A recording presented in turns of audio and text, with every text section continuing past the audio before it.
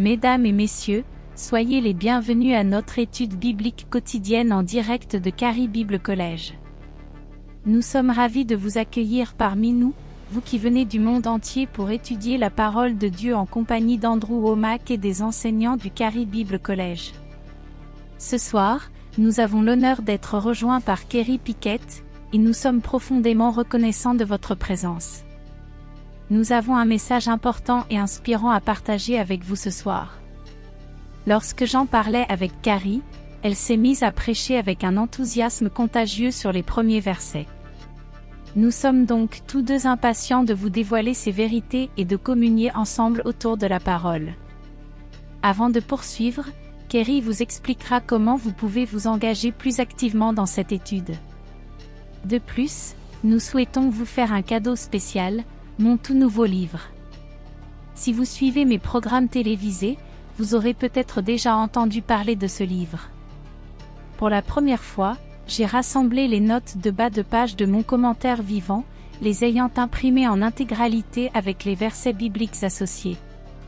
Ce volume comprend des réflexions sur chaque verset du livre des Hébreux, et je pense qu'il enrichira grandement votre compréhension spirituelle. Comme il est écrit dans Hébreux 4 verset 12, la parole de Dieu est vivante et efficace, plus tranchante qu'une épée à double tranchant, pénétrant jusqu'à la division de l'âme et de l'esprit, des jointures et des moelles, elle juge les sentiments et les pensées du cœur. Je vous encourage vivement à rejoindre notre étude du mardi soir, où d'innombrables bénédictions vous attendent. Pour ceux qui sont déjà membres de notre communauté ou qui nous rejoignent aujourd'hui pour la première fois, sachez que nous avons créé de nombreuses opportunités d'interaction au cours de cette rencontre. Nous vous invitons à utiliser la section de chat sur la plateforme que vous employez pour visionner cette session. Posez vos questions, à la fin de l'enseignement d'Andrew, nous nous efforcerons d'y répondre en direct. Si vous avez besoin de prière ou de soutien, n'hésitez pas à appeler notre équipe de ministres, disponible 24 heures sur 24, 7 jours sur 7. Ils sont là pour prier avec vous et proclamer les promesses de Dieu en accord avec vos besoins. Car, comme le dit Jacques 5 verset 16, la prière fervente du juste a une grande efficacité. Nous vous encourageons également à poser des questions sur les ressources disponibles, notamment sur le livre des Hébreux, sujet de notre programme actuel. De nombreuses bénédictions sont apportées demain, non seulement à travers ce ministère, mais aussi au travers d'événements spéciaux organisés ici au Carrie Bible Collège. À ce propos, nous sommes heureux de vous inviter à notre conférence « Vérité et Liberté » qui se déroulera du jeudi 12 au samedi 14 septembre. Ce rassemblement exceptionnel explorera les principes de la foi et les fondements de la gouvernance d'un point de vue chrétien. Il vise à encourager chaque croyant à discerner le rôle que Dieu leur confie dans le monde, au sein des institutions et de la société, en mobilisant leurs dons et appels divins. Comme il est écrit dans Proverbe 29 verset 2, « Quand les justes sont en autorité, le peuple se réjouit ». Pour toute information complémentaire, visitez notre site internet. Vous aurez également l'occasion de rencontrer le Dr Ben Carson et d'autres grands serviteurs de Dieu. Ce sera une opportunité unique de vous connecter avec des personnes partageant votre foi et vos aspirations. Enfin, nous vous convions à notre « conférence de niveau supérieur », un événement majeur pour les entrepreneurs et leaders, prévu les 26 et 27 septembre. Cette conférence enseignera les principes du royaume dans les affaires et le leadership. Si vous désirez prospérer selon la sagesse divine,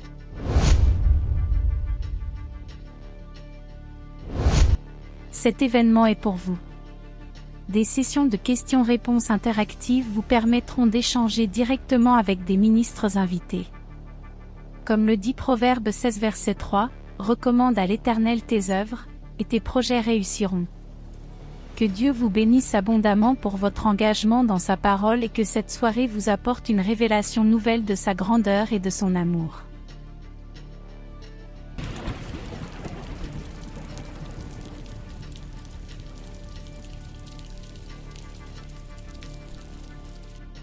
Nous prions que chaque moment passé ensemble soit une source d'encouragement et de force pour vous.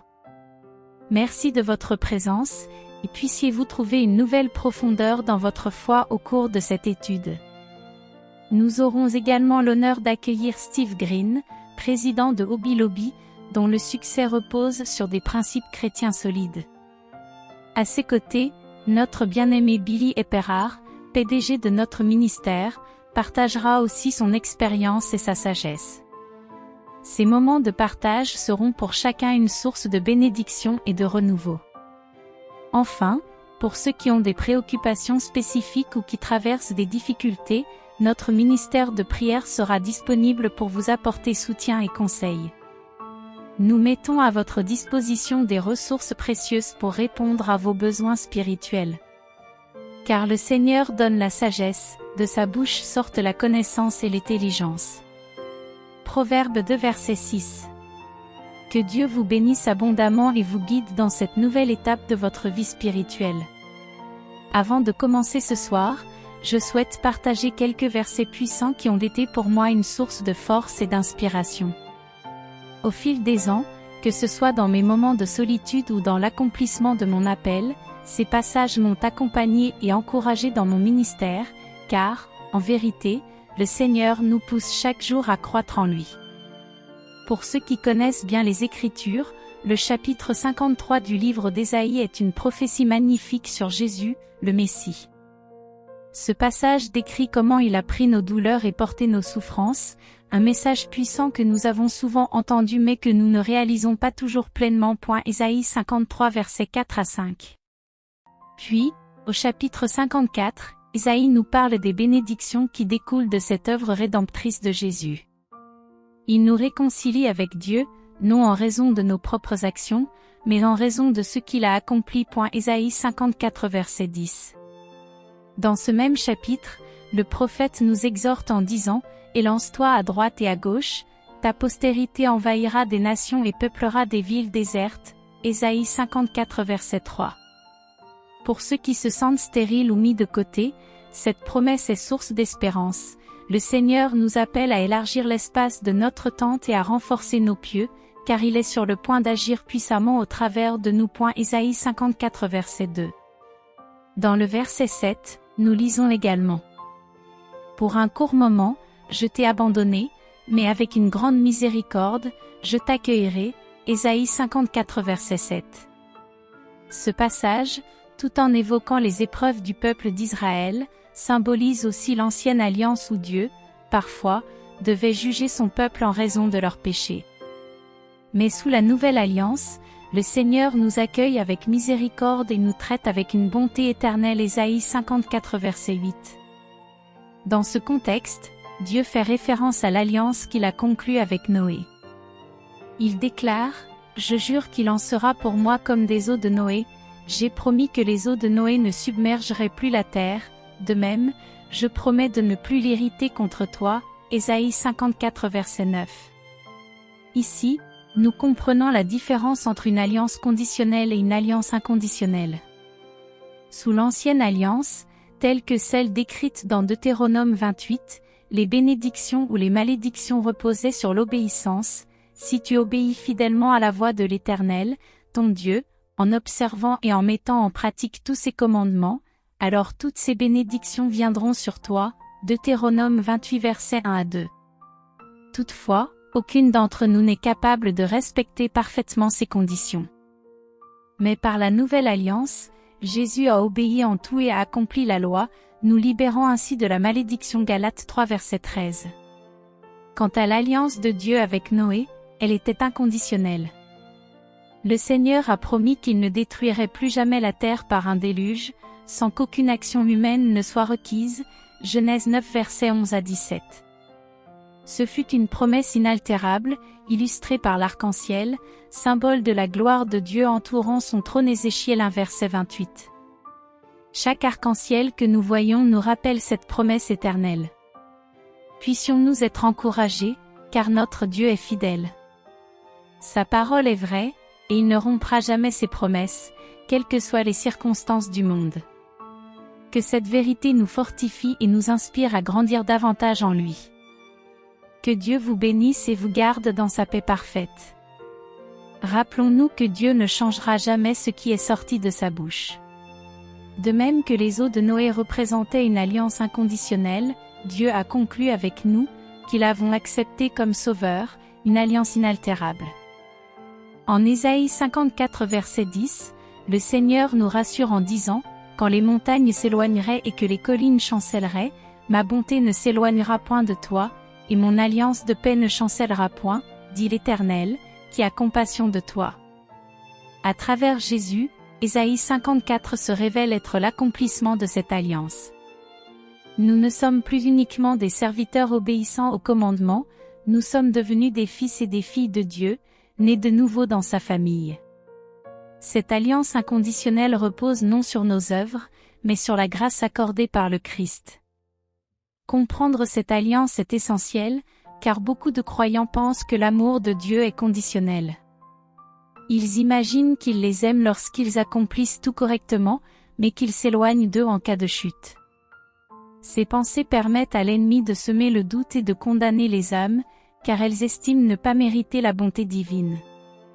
Nombre de chrétiens ne doutent pas de la puissance de Dieu, mais doutent de sa volonté de les bénir, se sentant indignes. Pourtant, le Seigneur a scellé cette alliance inconditionnelle. Il affirme que, bien que les montagnes puissent s'effacer et que les collines soient déplacées, sa bonté demeurera inébranlable et son alliance de paix persistera. Quelle promesse merveilleuse! Certains d'entre nous peuvent douter de la bienveillance de Dieu au-delà du salut. Nous acceptons l'idée qu'il nous sauve, mais pensons qu'il ne pourrait pas être bienveillant avec nous au quotidien. Cela me rappelle une expérience personnelle lors de réunions de prière avec Catherine Kuhlman, où des milliers de personnes assistaient à des miracles incroyables. J'étais émerveillée par ce que Dieu accomplissait et ressentais la puissance de sa présence. Des années plus tard, j'ai vécu une expérience similaire lors d'une autre réunion où des miracles se sont produits. Alors que je remerciais Dieu pour la grâce de vivre ces moments, il m'a murmuré « Merci ». En entendant cela, j'ai d'abord cru que c'était une tentation de l'ennemi, mais j'ai réalisé que Dieu, dans sa bonté, souhaitait me témoigner sa gratitude. Souvent, nous n'imaginons pas que Dieu pourrait nous exprimer sa reconnaissance ou sa bienveillance. Et pourtant, il prend plaisir à la prospérité de ses serviteurs, comme l'exprime le psaume 35 verset 27, « Que tous ceux qui prennent plaisir à mon innocence disent sans cesse, que l'Éternel soit magnifié, lui qui prend plaisir à la prospérité de son serviteur. » Malheureusement, beaucoup d'entre nous empêchent cette bonté divine de se manifester dans leur vie. Nous avons souvent une vision erronée de Dieu, le percevant comme sévère et distant. Mais il nous offre une alliance inconditionnelle, non fondée sur ce que nous faisons, mais sur notre adoption en tant qu'enfants de Dieu. Sa bonté et son alliance de paix ne nous quitteront jamais. Il est important de souligner que cette alliance inconditionnelle n'encourage pas le péché. Au contraire, 1 Jean 3:3 nous rappelle que « Quiconque a cette espérance en lui se purifie, comme lui-même est pur ». L'amour de Dieu et sa grâce inspirent une vie de consécration et de sainteté, non par obligation, mais par reconnaissance et amour. Ainsi, frères et sœurs, comprenons que la miséricorde de Dieu, manifestée à travers notre Sauveur, nous pousse à aimer encore plus notre Seigneur. Si quelqu'un utilise cette grâce pour justifier une vie dans le péché, cela révèle qu'il n'a pas encore véritablement expérimenté la nouvelle naissance. Car un cœur transformé aspire à plaire à Dieu et à vivre selon ses voies. Puissions-nous demeurer dans cette paix et cette alliance inconditionnelle, pour que notre vie soit un reflet de la bonté inaltérable de Dieu. Je ne suis pas en train de dire que vous devriez vivre dans le péché, mais je veux dire que, malgré nos échecs devant le Seigneur, il ne faut pas perdre espoir. Parfois, les gens tombent dans des situations humiliantes, certains n'ont peut-être pas lu leur Bible ou ne se sont pas investis spirituellement. Oui, ils ont peut-être fait des erreurs, peut-être ont-ils même échoué lamentablement. Il y a des personnes qui se sont relevées de situations terribles, comme la toxicomanie.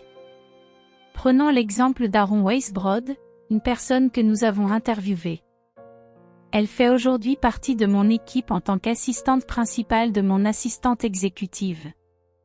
Elle a vécu dans les méandres de la drogue, de l'alcool, et bien d'autres dépendances avant de renaître à nouveau. Mais même après cela, pendant 7 ans, elle a dû faire face à des combats intérieurs, elle vivait encore dans l'immoralité et se sentait parfois au bord du gouffre. Elle n'a jamais replongé dans la drogue, mais elle a eu des pensées suicidaires, des luttes mentales intenses, et même une dépendance tenace. Elle se disait, même si je suis née de nouveau, est-ce que je le suis réellement? Comment Dieu pourrait-il m'utiliser? Puis, elle a compris mon enseignement sur l'esprit, l'âme et le corps, découvrant que Dieu la voit pour ce qu'elle est en esprit, et non selon ses actions. Grâce à cette compréhension, elle a été libérée de toutes ses chaînes.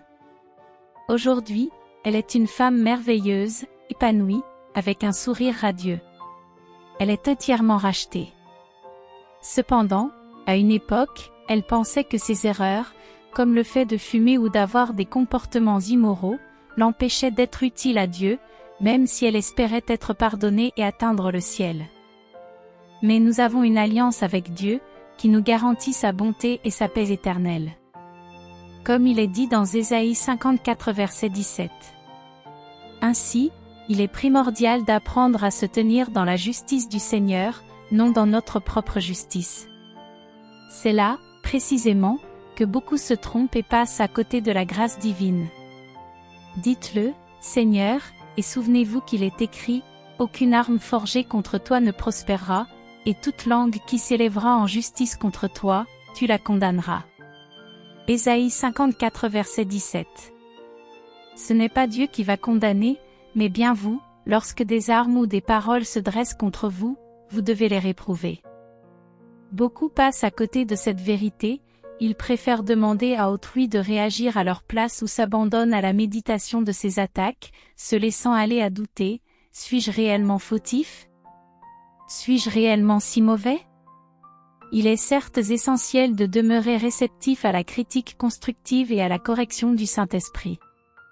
En effet, comme il est écrit dans Philippiens 3 verset 15, « Et si, sur quelques points, vous êtes d'un autre avis, Dieu vous éclairera là-dessus. » Cependant, cela ne signifie pas qu'il faille accepter la critique destructrice, l'autocondamnation ou la remise en question excessive de soi-même, car cela ne ferait qu'engendrer de la souffrance. Il faut donc parvenir à un point où, lorsque quelque chose s'érige contre vous, vous pouvez répondre fermement, par ces meurtrissures, je suis guéri, Ésaïe 53 verset 5. Si quelqu'un vous déclare que vous avez l'air malade, ne prenez pas ces paroles pour vérité.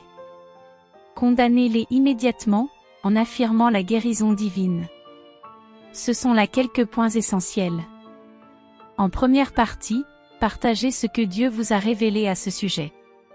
Parfois, comme André le disait, vous pouvez ressentir que vous n'êtes ni productif ni efficace, que votre vie semble stérile.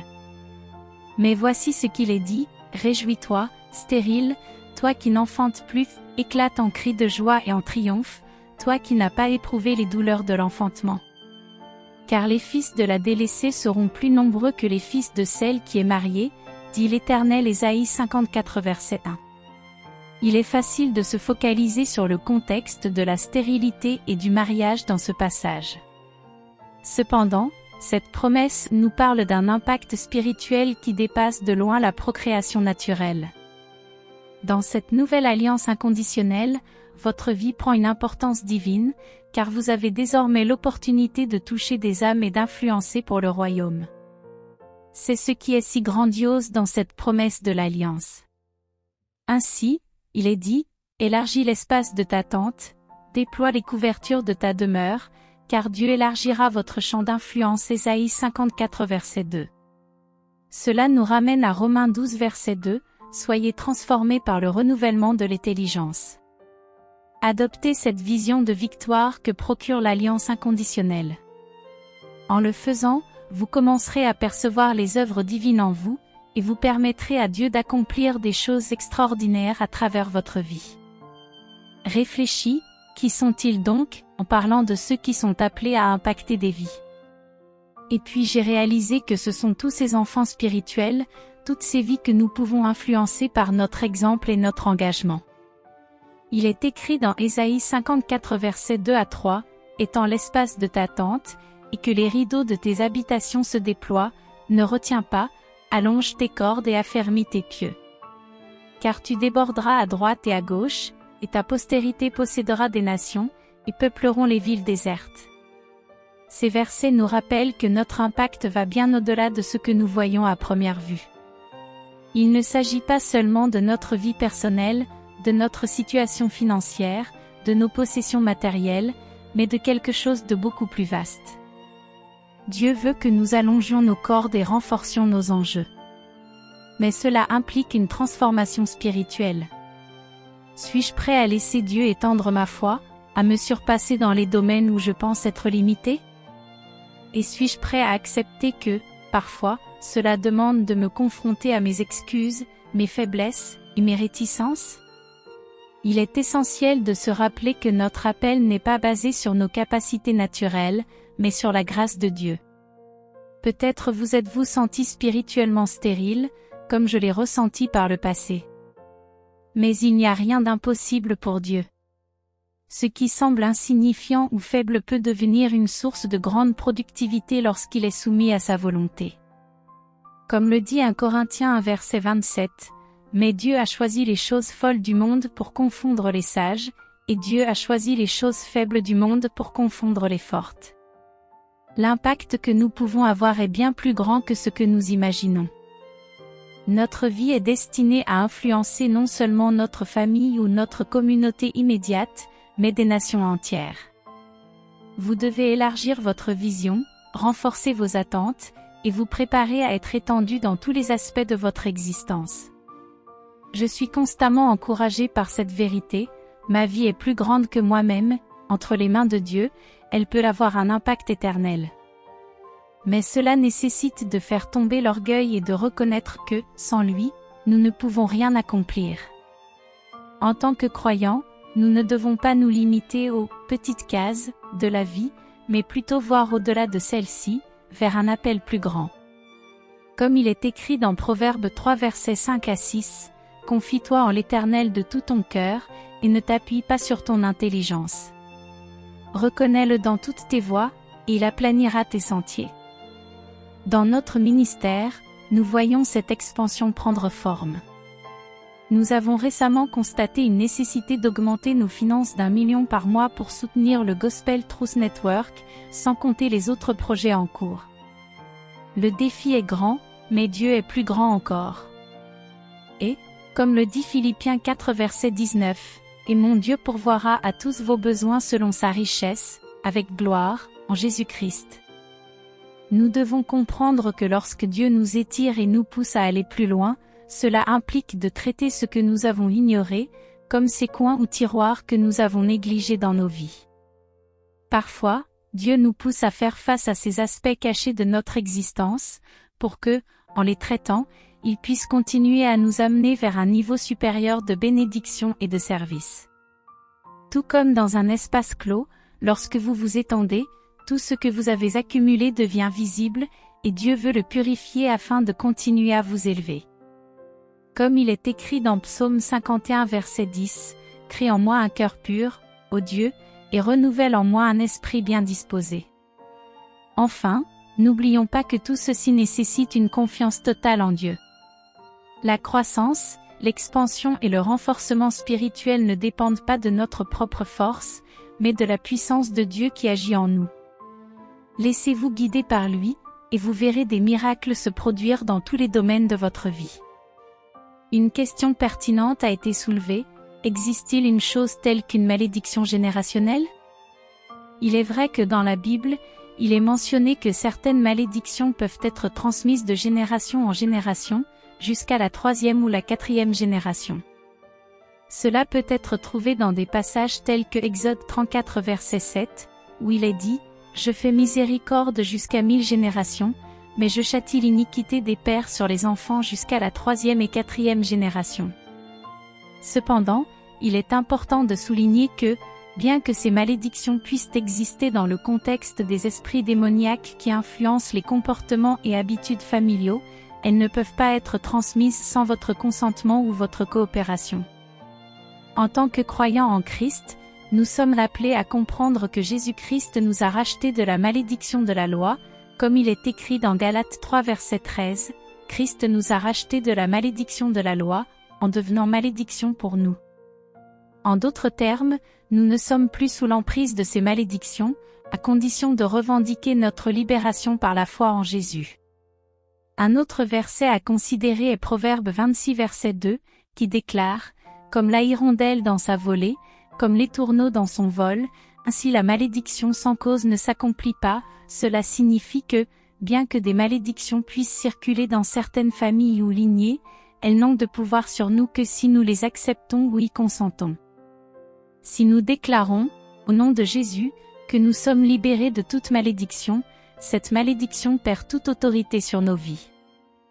Il n'est donc pas nécessaire de revivre les erreurs du passé ou de chercher à être délivrés à nouveau. La liberté est déjà acquise en Christ. En ce qui concerne les malédictions générationnelles, elles peuvent être comprises comme un modèle de pensée ou un système mental basé sur des influences familiales ou sociales négatives. Si vous permettez que ces pensées façonnent votre vie, elles peuvent se transformer en un bastion de malédiction dans votre cœur. Cependant, vous êtes libre de briser ces schémas par la parole de Dieu et en revendiquant la nouvelle identité que vous avez en Christ, car, comme il est écrit dans 2 Corinthiens 5 verset 17, « Si quelqu'un est en Christ, il est une nouvelle création, les choses anciennes sont passées, voici, toutes choses sont devenues nouvelles. » Dans le cas d'une question soulevée par Beth sur YouTube concernant Ésaïe 54 verset 17, qui dit « Aucune arme formée contre toi ne prospérera », il est légitime de se demander si Dieu peut utiliser une autre personne pour intercéder en faveur de quelqu'un, même sans que la personne en question en soit consciente. La réponse est oui, Dieu peut agir à travers l'intercession d'autrui, mais cette intercession ne sera pas aussi puissante que si la personne concernée se positionne elle-même dans la foi. Comme le dit Jacques 5 verset 16, la prière fervente du juste a une grande efficacité. En effet, bien qu'une sœur en Christ puisse prier et influencer spirituellement, il est essentiel que chacun prenne autorité sur sa propre vie. Personne n'a autant de pouvoir sur vous que vous-même, car la prière personnelle et l'autorité que vous exercez dans la foi sont primordiales. Cela peut être comparé à une voiture au point mort, bien que quelqu'un puisse la pousser, c'est à vous de la démarrer. En somme, tout ceci nous rappelle qu'en tant que croyants, nous avons une autorité en Christ pour rompre avec toute malédiction générationnelle, et que notre propre foi et prière sont essentielles pour activer la puissance de Dieu dans notre vie. Mais si vous avez garé votre véhicule ou si vous avez appuyé sur le frein, il ne bougera pas. Vous devez donc au moins être en coopération, car il n'est pas possible de toujours compter sur quelqu'un d'autre pour vous pousser. Il est nécessaire d'atteindre un point où vous pouvez agir par vous-même. Amen. Amen. C'est véritablement une belle réflexion. Bob D., dans le chat, a posé la question suivante. Dieu peut-il jamais être déçu de nous? Que pense-t-il de nos luttes, en particulier face aux échecs récurrents que nous nous efforçons de surmonter mais qui échouent toujours? Je ne peux pas affirmer que le Seigneur ne soit jamais déçu. Il existe un passage dans le Nouveau Testament, probablement dans l'Épître aux Galates, que je devrais rechercher, mais il est écrit, « N'attristez pas le Saint-Esprit ». Cela signifie que Dieu peut être attristé par nos actions. Cependant, cette tristesse n'est pas celle de la colère. C'est semblable à ce que ressent un parent qui voit son enfant faire une erreur. Bien que l'amour pour cet enfant ne soit jamais affecté, il peut y avoir de la déception, car le parent sait que l'erreur peut lui nuire. Dieu peut ressentir une forme de déception, mais il ne s'agit jamais de colère. Il ne nous aime pas moins à cause de nos erreurs. En fait, Dieu, à l'instar d'un parent aimant, voit le bien en nous malgré nos fautes. Sa vision est celle de la rédemption et de la restauration. Il est celui qui voit le verre à moitié plein. Il se concentre sur ce qu'il a créé, ce qui est bon, et non sur les ténèbres ou les erreurs. Et même s'il reconnaît nos fautes, il veut nous aider à surmonter nos échecs. Le Seigneur est toujours là pour nous encourager et nous guider dans le bon chemin. Il ne nous juge pas en fonction de nos erreurs, mais il nous aime profondément et veut nous voir grandir. Sa miséricorde et sa paix sont inébranlables, indépendamment de ce que nous avons fait. C'est pourquoi, même lorsqu'il nous corrige, il le fait avec un cœur plein de grâce. Dieu vous voit dans l'esprit comme une nouvelle création, justifiée, sanctifiée, et pure en Jésus-Christ. C'est essentiel de comprendre cette perspective divine pour ne pas se laisser submerger par nos erreurs passées. Dieu ne nous regarde pas à travers le prisme de nos fautes, mais à travers l'œuvre parfaite de la croix. Verset biblique, Jean 4 verset 24, Dieu est esprit, et il faut que ceux qui l'adorent l'adorent en esprit et en vérité. Cela nous rappelle que Dieu voit au-delà de notre apparence physique ou de nos actions. Il nous voit dans l'esprit, comme une nouvelle création en Christ, et il nous invite à voir le bien en nous-mêmes, tout comme il nous voit.